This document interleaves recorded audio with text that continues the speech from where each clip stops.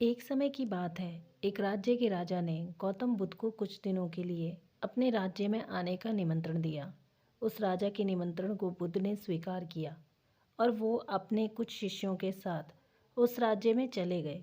बुद्ध से मिलकर उस राजा ने उनसे प्रार्थना करी कि वो कुछ दिन वहाँ रुककर उसके राज्य के लोगों की समस्याओं का समाधान करें और साथ ही उन्हें धार्मिक मार्ग पर चलने की शिक्षा दें। बुद्ध ने राजा की बात मान ली और 3 दिन के लिए उन्होंने इस राज्य में धर्म सभा करने का फैसला किया। गौतम बुद्ध की आने की खबर पूरे राज्य में फैल गई और धर्म सभा के पहले ही दिन बहुत से लोग आए। उसी राज्य के चौराहे में एक भिखारी बैठा रहता था। उसे भी गौतम बुद्ध के आने की खबर थी, लेकिन वो सोचने लगा कि धर्म सभा में जाकर मुझे क्या मिलेगा, यहीं बैठा रहता हूँ। जैसे जैसे लोग आएंगे वो मुझे भीख में कुछ न कुछ देकर ही जाएंगे। पहले दिन बहुत लोग आए और इस भिखारी की अच्छी खासी कमाई हो गई। अगले दिन फिर वही सिलसिला चला।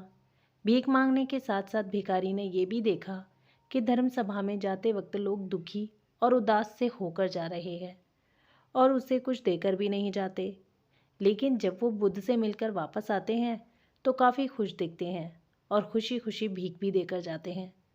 यही सोचते सोचते दूसरा दिन भी निकल गया। तीसरे दिन बहुत कम लोग आए तो भिखारी परेशान हो गया। उसकी कमाई नहीं हुई।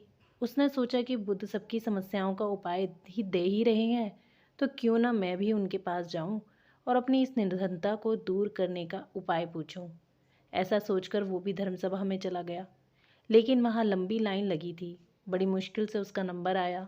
बुद्ध के पास पहुंचकर उसने प्रणाम किया और बोला, भगवान, इस गांव में सभी लोग खुश हैं और सभी धन सुविधा से संपन्न हैं, फिर मैं ही निर्धन क्यों हूँ। उस भिखारी को देखकर भगवान बुद्ध बोले, तुम निर्धन इसलिए हो क्योंकि तुम हमेशा दूसरों से मांगते रहते हो, लेकिन कभी किसी को कुछ देते नहीं।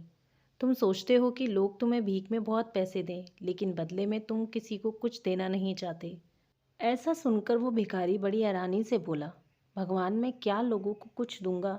मेरा तो खुद का गुजारा भीख मांग कर चलता है। मेरे पास देने को है ही क्या? बुद्ध कुछ देर के लिए मौन हो गए और थोड़ा देर रुकने के बाद बोले, तुम बहुत मूर्ख हो। किसी को देने के लिए या दूसरों के साथ बांटने के लिए ऊपर वाले ने तुम्हें और हम सभी को बहुत कुछ दिया है। मुस्कुराहट दी है जिसे तुम दूसरों के साथ बांटकर उनमें आशा और उम्मीद जगा सकते हो। आवाज़ दी है जिससे तुम मीठे शब्द बोलकर लोगों की तारीफ कर सकते हो। 2 हाथ दिए हैं जिससे तुम दूसरों की मदद कर सकते हो। एक स्वस्थ शरीर दिया है जिससे तुम भीख न मांगकर मेहनत का काम कर सकते हो। ऊपर वाले ने जिसको ये चीज़ें बिना किसी कमी के दी हैं, वो कभी निर्धन नहीं हो सकता। तुम निर्धन हो तो बस अपनी सोच की वजह से। जैसे जैसे तुम इस सोच से बाहर निकलोगे, तुम खुद को दूसरों जितना ही अमीर समझने लगोगे और तुम्हारा जीवन भी सुधर जाएगा। दूसरों की खुशी देखकर उनसे अपनी तुलना मत करो। ऊपर वाले ने हर किसी को धनी बनाया है, बस ज़रूरत है तो अपनी सोच को सुधारने की। भगवान बुद्ध की बातें सुनकर उस व्यक्ति को अपने जीवन का मूल्य समझ आ गया और वो उनके दिए हुए उपदेश के अनुसार अपना जीवन जीने लगा। हम सभी लोग जब दूसरों से अपनी तुलना करते हैं या दूसरों को खुश देखते हैं तो हमें लगता है कि हमारा ही जीवन खराब है और बाकी सब मज़े में है। हम कभी अपने जीवन की अच्छी चीज़ों पर ध्यान नहीं देते। हम कभी ये नहीं सोचते कि भगवान ने हमें एक स्वस्थ शरीर दिया है, जो कि सबसे मूल्यवान चीज़ है। आप भले ही कितने अमीर हों, अब अगर आपका शरीर काम का ना रहे तो वो पैसा भी किसी काम का नहीं आता। और दूसरी तरफ अगर आप गरीब भी हैं लेकिन आपका शरीर एकदम स्वस्थ है तो आप अपने आप में एक अमीर व्यक्ति हैं। एक स्वस्थ शरीर पैसों से कितना ज़्यादा ज़रूरी है, कोरोना काल में हम सब देख चुके हैं। तो दोस्तों, ये कहानी, ये वीडियो कैसी लगी कमेंट सेक्शन में ज़रूर बताना। वीडियो को प्लीज़ प्लीज़ प्लीज़ लाइक कीजिएगा और मेरे चैनल पे नए आए हैं तो चैनल को सब्सक्राइब भी ज़रूर कीजिएगा। आपका बहुत बहुत धन्यवाद।